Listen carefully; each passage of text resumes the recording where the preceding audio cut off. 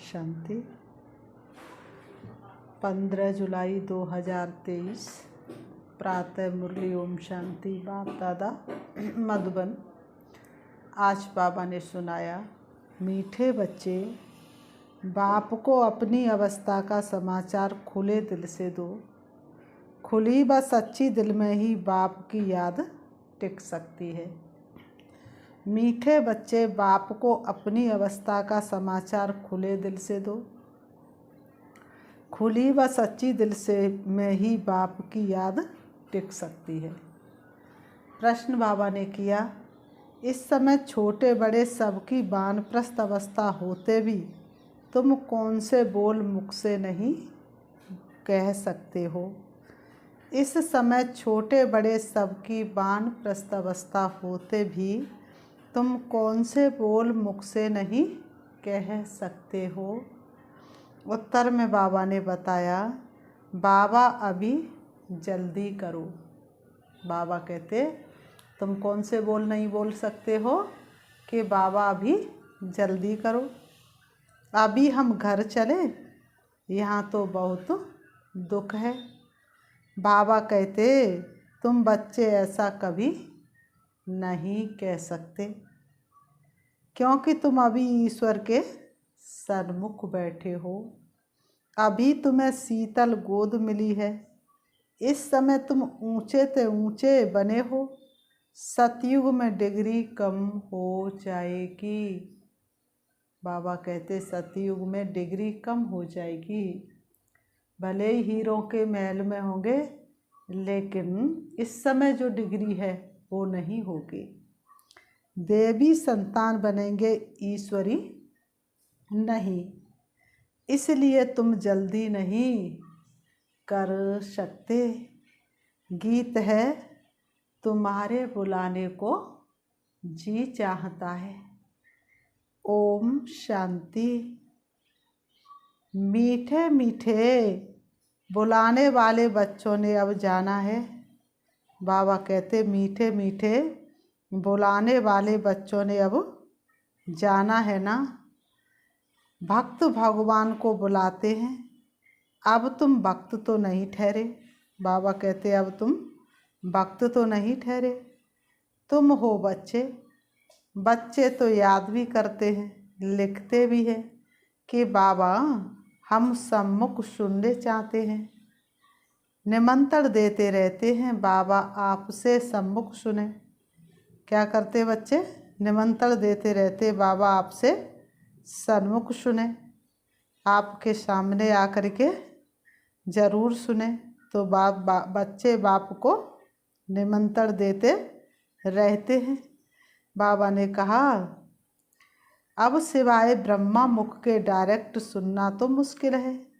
बच्चे जानते हैं बाबा कल्प पहले माफिक आए हुए हैं। ब्रह्मा मुख वंशावली ब्राह्मण कुलभूषण नाम कितना अच्छा दिया हुआ है। ब्रह्मा कुमार कुमारियाँ तो बहुत हैं, उन्हों को ज्ञान मिला हुआ है। परमपिता परमात्मा जो ज्ञान का सागर है, उनको ही सुख का सागर भी कहा जाता है। दिल लहर लहर लहराए, मन झूम झूम के गाए। कोई जब पास आता है तो बस ये गीत गाता है, सुखों का है सागर बाबा। तो बाबा क्या है? सुखों का सागर है। तो बाबा कहते, गाया भी हुआ है, दुख हरता सुख करता। वह तो शिव बाबा ही है। नाम कितने भिन्न भिन्न दिए हैं। गायन तो बहुत है ना। गाते हैं हर हर अर्थात दुख हरो। भगवान के लिए ही गाते हैं, परंतु भगवान का पता न होने के कारण ब्रह्मा विष्णु शंकर के लिए कह देते हैं, देव देव महादेव, हर हर महादेव। शिव को भूल शंकर के लिए कह देते हर हर महादेव। ब्रह्मा और विष्णु को महादेव नहीं कहेंगे, वह तो दोनों स्थूल में पाठ में आते हैं। शंकर सूक्ष्म वतन में ही रहता है। दुख हरने वाला पतित पावन तो एक निराकार भगवान है। शंकर को पतित पावन नहीं कहेंगे। महिमा सारी एक की है। विष्णु के 2 रूप लक्ष्मी नारायण व राधे कृष्ण हैं, जिनका अलग अलग जन्म होता है। विष्णु अवतरण भी गाया हुआ है, चतुर्भुज दिखाते हैं, परंतु ये किसको पता नहीं है कि पहले लक्ष्मी नारायण स्वर्ग में प्रिंस प्रिंसेस राधे कृष्ण बनते हैं। ये तुम ही जानते हो, ये भी जानते हो, माया का बड़ा भारी तूफान सूक्ष्म में होता है। इस कलयुग के अंत में भगवान जब पढ़ाने के लिए आते हैं, तब आत्मा पूरी तरह से माया के रंग में रंगी होती है।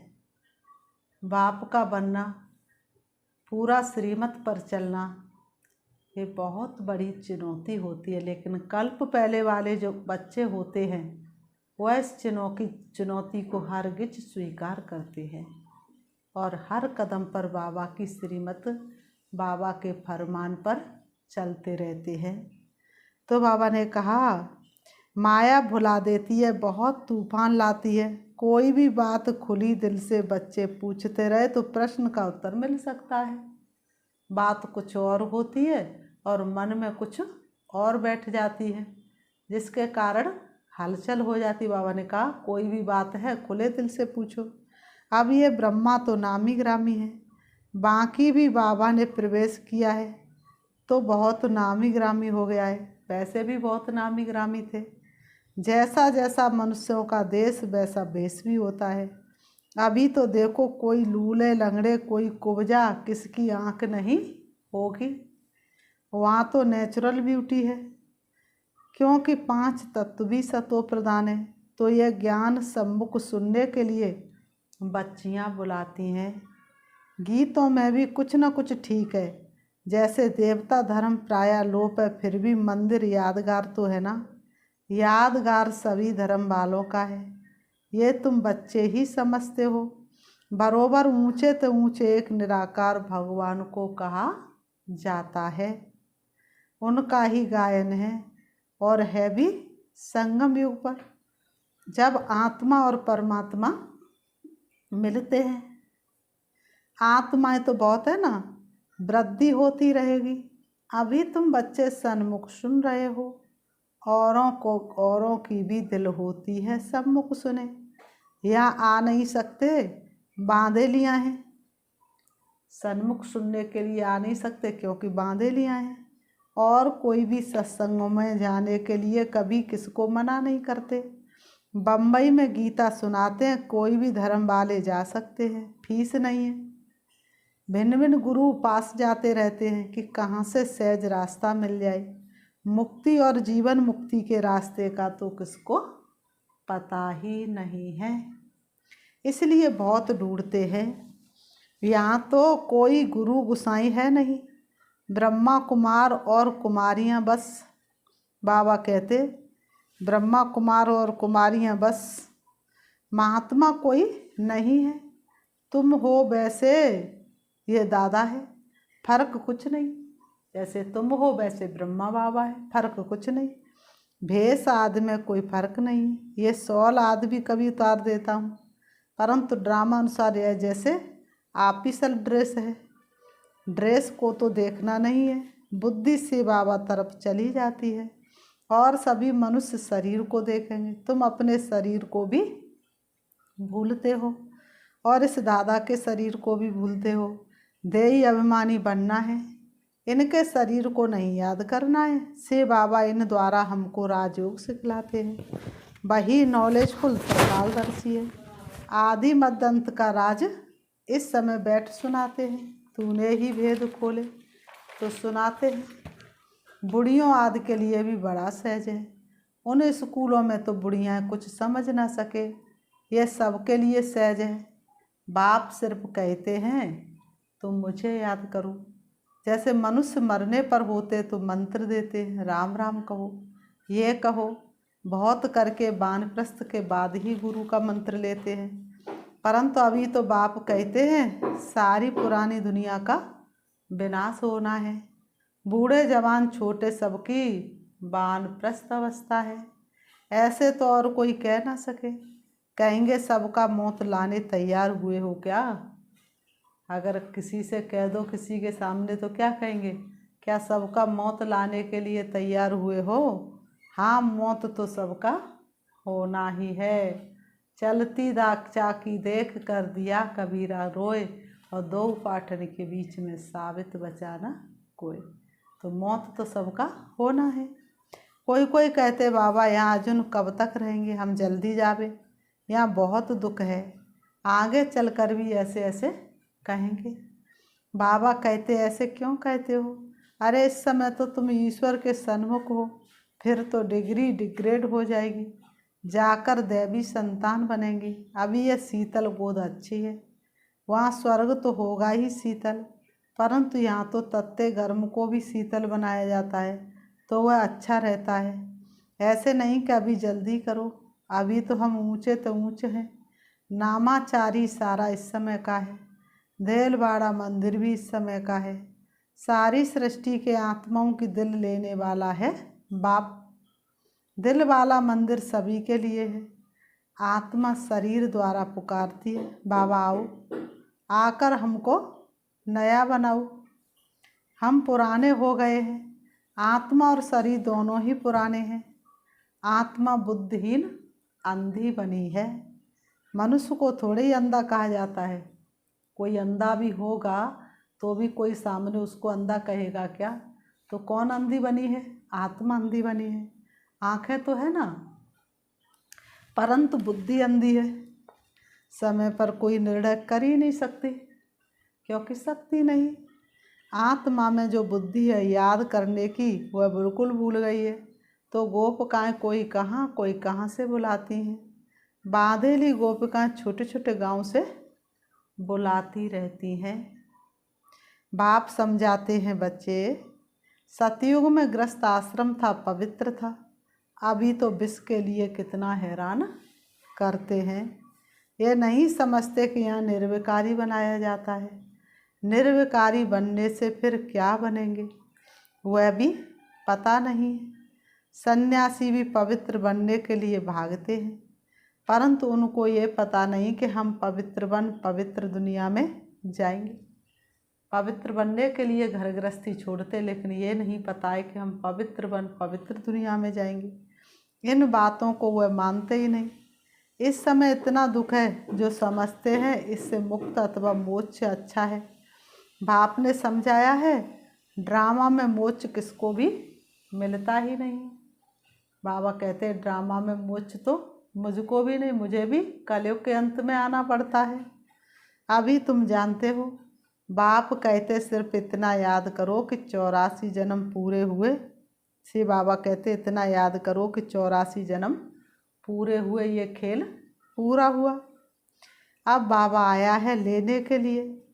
बाप को याद नहीं करेंगे तो तूफान बहुत लगेंगे, बेकार बहुत सताएंगे, फटकाएंगे। बाबा की याद होगी तो तूफान आएंगे, लेकिन तुमको हिलाएंगे नहीं। बाबा कहते, विवेक भी कहता है निरंतर याद करना बड़ा मुश्किल है। भल बाबा कहते तुम कर्म योगी हो, परंतु बाबा देखा गया है कि कर्म करने के समय बाप की याद भूल जाती है। ऐसी अवस्था को पाने में टाइम लगता है। बाबा कहते ऐसी अवस्था को पाने में टाइम लगता है जो काम करते हुए बाबा के अलावा कोई याद ना आए। बाबा कहते इसमें बहुत पुरुषार्थ करना होता है। कॉलेज में पुरुषार्थी बच्चों को रात दिन पढ़ने की हॉबी रहती है, कोशिश करते हैं गवर्नमेंट से स्कॉलरशिप ले लेवे, बहुत माथा मारते हैं, फिर बड़े खुश होते हैं। यहाँ भी बाप कहते तुम अच्छी रीति पढ़कर इनाम लो। पहले पहले तख्त पर, बाबा कहते तख्त नशीन बन जाओ, दौड़ी लगानी चाहिए। तुम जानते हो अभी बाप सन्मुख बैठे हैं, डायरेक्ट इस रथ में बैठे हैं, बच्चे बच्चे कह बात करते हैं। ब्रह्मा का तन तो मुकर्रर है, बाप कहते मैं आत्माओं से बात करता हूँ। तुम पुकारते थे बाबा आओ, अब मैं आया हूँ। तुम आत्माएं भी निराकार हो, हम भी निराकार हैं। तुम भक्ति मार्ग में भिन्न भिन्न नाम रूप देश काल धारण कर याद करते आए हो। अब सम्मुख तुमसे बात कर रहा हूँ। तुमको तो अपने शरीर का आधार है, हमको ये लोन लेना पड़ता है। बाप बच्चों को कहते अब ये पुराना चोला छोड़ना है, नाटक पूरा हुआ, अब निरंतर बाप को याद करने की कोशिश करो। बाबा कहते अगर और कुछ याद पड़ता रहेगा तो फिर सजाएं खानी पड़ेंगी। जितना हो सके औरों की याद निकाल दो। बाबा कहते जितना हो सके औरों की याद बुद्धि से निकाल दो। यात्रा पर जाते हैं तो बुद्धि में वही याद रहती है, बस हम श्रीनाथ द्वारे जाते हैं, तुम्हारी है सच्ची रूहानी यात्रा। आत्मा परमात्मा के साथ योग लगाती है, फिर शरीर निर्वार्थ कर्म करने लिए यहाँ आते जाते हैं। कहाँ भी हो याद, बाबा ने कहा कहाँ भी हो याद रहनी चाहिए। तुम जानते भगवान सर्वव्यापी नहीं, वह तो बाप है और बाप से तो वर्षा मिलता है। सर्वव्यापी कहने से कोई मतलब ही नहीं निकलता। बाबा कहते बाप को तो वर्षा देना होता है, उनको ये आस नहीं रहती कि मुझे वर्षा मिलना है, आस रहेगी बच्चों को वर्षा देना है। इस बाप की भी दिल में है हमको वर्षा देना है। बाप और बच्चों का संबंध है, बच्चों को वर्षा लेना है और बाप को वर्षा देना है। बाप फिर क्या लेंगे, उनको देना होता है। सच्ची आत्मा पर साहिब राजी होता है, तो कितना सच्चा रहना चाहिए। परंतु सभी बच्चे हो ना, तो वर्षा देने वाले बाप को याद करना चाहिए। कच्चे बच्चों को याद नहीं रहता है। शरीर निर्वार्थ भल कर्म करो, फिर फुर्सत के समय बाप को याद करो। याद की यात्रा का रजिस्टर तुम्हारा ठीक होता जाएगा तो खुशी रहेगी। मनुष्य को जो आदत पड़ती है वह वृद्धि को पाती है। कोई भी आदत है, बुद्धि में रहना चाहिए हमारे 84 जन्म पूरे हुए, अब नाटक पूरा हुआ, अभी हम जाते अपने घर। इसलिए बाप कहते हैं मुझे याद करो। गीता में भी 2 प्रकार का, गीता में भी 2 बार मन मनावब लिखा हुआ है। कुछ कुछ बातें आटे में लून है। अन्य धर्म वालों के कोई चित्राद नहीं रहते हैं, तुम्हारे चित्र हैं। ब्रह्मा का भी अजमेर में चित्र है। ब्राह्मणों में भी बहुत प्रकार के हैं, भिन्न भिन्न नाम रखे हुए हैं। भाषाएं देखो कितनी हैं। बच्चे जानते हैं हमारी राजधानी में एक ही भाषा होगी, वहाँ की भाषा ही और है। संस्कृत याद नहीं होती है, बच्चियाँ वहाँ की भाषा आदि सुनाती थी। अब तुम बच्चों को खुशी रहनी चाहिए।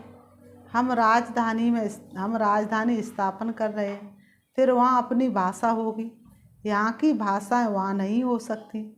ड्रामा की नूद अनुसार फिर वही अपने महल आदि बनाएंगे। बाबा ने कहा कल्प पहले वहाँ पे कि हाँ ये ब्रिटिश गवर्नमेंट ने न्यू दिल्ली बनाई है ना, तुम जानते हम दिल्ली नाम नहीं रखेंगे, ये पुरानी दुनिया तो ख़त्म होनी है। हमको नए दुनिया चाहिए, वहाँ तो हीरे जवाहरातों के महल बनेंगे, अभी तो वह महल नहीं है। बुद्धि कहती हम बहुत फर्स्ट क्लास महल बनाएंगे, ये तो छीछी दुनिया है। ऐसी ऐसी आपस में बातें करनी चाहिए। बहन जी भाई जी हम तो जाएंगे, फिर आकर अपनी राजधानी संभालेंगे। ऐसे लिबास पहनेंगे, आगे जेवर आदि सब सच्चे पहनते थे। लक्ष्मी नारायण के मंदिर में कितने जेवर आदि होंगे। शिव का मंदिर क्या होगा, शिव का लिंग भी हीरों का बनाते हैं, ये भी समझने की बातें हैं। हमारे शिव बाबा के मंदिर को बरोबर मुसलमानों ने आकर लूटा है। जो भक्ति मार्ग के शुरू में बनाया था तुम जानते हो, द्वापर युग से शिव बाबा के मंदिर बने हैं। आप ही पूज्य से फिर पुजारी बन जाते हैं। पहले सोमनाथ का मंदिर बना है। सोमरस कहा जाता है नॉलेज देने वाला बाप है, जिससे तुम धनवान बनते हो। फिर उसी धन से तुम बाप का मंदिर बनाते हो। पूजा भी तो होगी ना, घर घर में मंदिर बनाते हैं। तुम जानते जब भक्ति मार्ग शुरू होगा तो फिर हम पुजारी बन मूर्ति आदि बनाएंगे। तुम बच्चे जानते हम अभी आशिक बने हैं मासुक परमात्मा के, उनसे वर्षा लेने के लिए।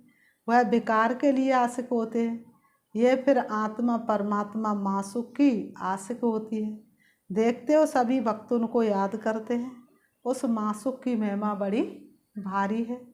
आशिक जो पतित बन गए हैं उन्हों को पावन बनाते हैं। आत्मा ही पतित, आत्मा ही पावन बनती है।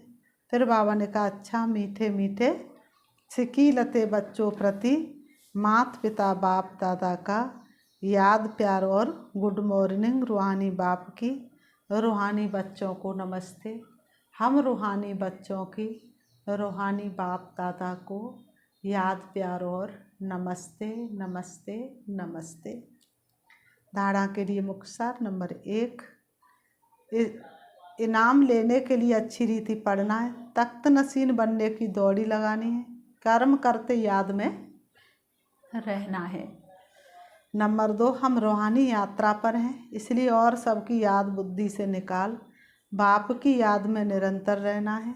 याद का रजिस्टर ठीक रखना है। वरदान, निरंतर योगी और पवित्र बन, सर्व विकारों को विदाई देने वाले शक्ति स्वरूप पूज्य स्वरूप भव। निरंतर योगी और पवित्र बन, सर्व विकारों को विदाई देने वाले शक्ति स्वरूप पूज्य स्वरूप भव। स्पष्टीकरण है, बाप द्वारा सभी बच्चों को मुख्य 2 वरदान प्राप्त होते हैं। एक सदा योगी भव, दूसरा पवित्र भव। जो ये वरदान जीवन में सदा अनुभव करते हैं वह 2-4 घंटे के योगी नहीं होते, लेकिन निरंतर के योगी होते हैं। पवित्र भी कभी कभी नहीं, सदा पवित्र और सर्व विकारों को विदाई देने वाले।